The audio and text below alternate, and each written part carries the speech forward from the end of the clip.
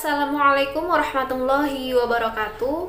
Perkenalkan, nama saya Mutia Yuda Safitri dengan NIM 1916010099 akan menjelaskan materi saya mengenai musyarakah. Pertama di sini saya akan menjelaskan mengenai pengertian musyarakah sendiri, yang dimana musyarakah berasal dari kata al-syirkah, yang berarti al-ikhtilat atau pencampuran, atau juga bisa disebut sebagai persekutuan antara dua hal ataupun lebih. Persekutuan di sini bisa seperti persekutuan hak milik atau perserikatan usaha. Sedangkan secara etimologis, musyarakah adalah penggabungan, pencampuran atau serikat. Nah, jadi secara umum musyarakah di sini bisa kita artikan sebagai akad kerjasama yang terjadi di antara pemilik modal atau mitra musyarakah untuk menggabungkan modal dan melakukan usaha secara bersama sesuai dengan kemitraan, dengan nisbah pembagian hasil dan kerugiannya diatur secara proporsional sesuai dengan kontribusi modal. Nah, selanjutnya yaitu mengenai syarat-syarat musyarakah. Syarat musyarakah sendiri terbagi menjadi 4, diantaranya yang pertama, tidak ada bentuk khusus kontrak. Yang kedua, mitra harus berkompeten dalam memberikan atau diberikannya kekuasaan perwalian. Yang ketiga, modal harus berupa uang tunai, emas, perak, dan lain sebagainya. Sedangkan yang terakhir, partisipasi para mitra dalam pekerjaan adalah sebuah hukum dasar yang tidak diperbolehkan bagi salah satu dari mereka untuk mencantumkan tidak ikut sertanya mereka dalam mitra lainnya. Selanjutnya, mengenai rukun musyarakah. Nah, rukun musyarakah ini sendiri terbagi menjadi 4 bagian. Yang pertama yaitu ijab dan qabul, yaitu kesepakatan antara dua belah pihak yang bertransaksi. Kedua, dua pihak yang berakad dan memiliki kecakapan dalam pengelolaan harta. Dan yang ketiga, objek akad, yang disebut juga maqud ilaih, yang mencakup modal atau pekerjaan. Nah, yang terakhir, nisbah bagi hasil. Nah, tersebut adalah rukun-rukun dari musyarakah. Nah, selanjutnya yaitu macam-macam musyarakah. Terbagi menjadi 2, yaitu diantaranya ada syirkah al-uqud dan juga syirkah al-amlak.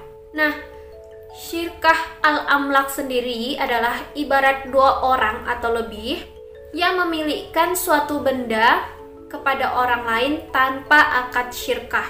Nah, syirkah al-amlak sendiri terbagi menjadi 2 bentuk, diantaranya adalah yang pertama syirkah al-jabr, yaitu berkumpulnya 2 orang atau lebih dalam pemilikan suatu barang secara paksa. Yang kedua yaitu syirkah ikhtiyariyah, yaitu suatu bentuk kepemilikan bersama yang timbul karena perbuatan orang-orang berserikat. Nah, jadi itu adalah pembagian dari syirkah al-amlak. Selanjutnya yaitu syirkah al-uqud. Syirkah al-uqud sendiri dapat dianggap sebagai kemitraan sesungguhnya. Kenapa bisa dibilang sesungguhnya? Karena kemitraan ini terjadi karena para pihak yang bersangkutan secara sukarela berkeinginan untuk membuat perjanjian bersama dan berbagi resiko, seperti itu. Nah, 2 tadi adalah macam-macam musyarakah. Nah, tentunya di sini kita bertanya-tanya ya, apa sih manfaat dari musyarakah tersebut? Nah, jadi manfaat dari musyarakah ini, yang pertama, bank akan menikmati peningkatan dalam jumlah tertentu pada saat keuntungan usaha nasabah meningkat. Nah, itu adalah manfaat yang pertama dari musyarakah.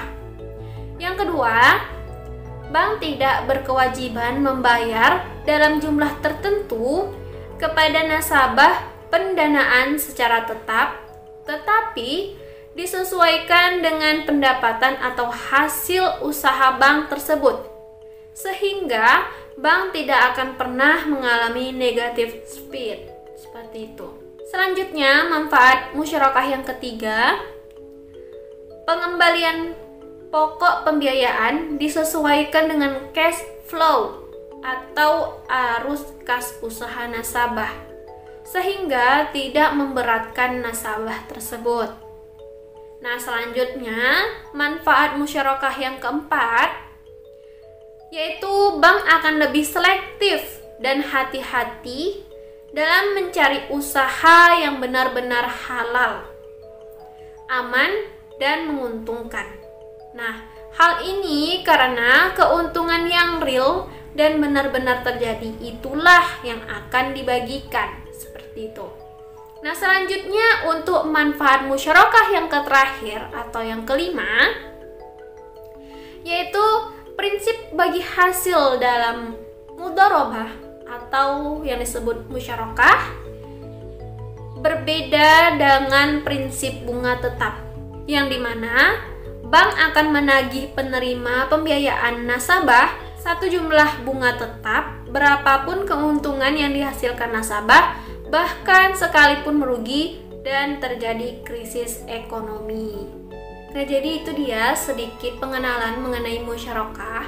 Nah, untuk kaidah musyarakah sendiri bisa kita lihat pada hadis Abu Dawud. A'udzu billahi minasyaitonir rajim. Bismillahirrahmanirrahim.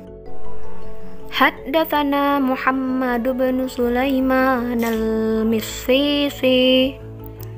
Haddatsana Muhammad bin Zibriqan.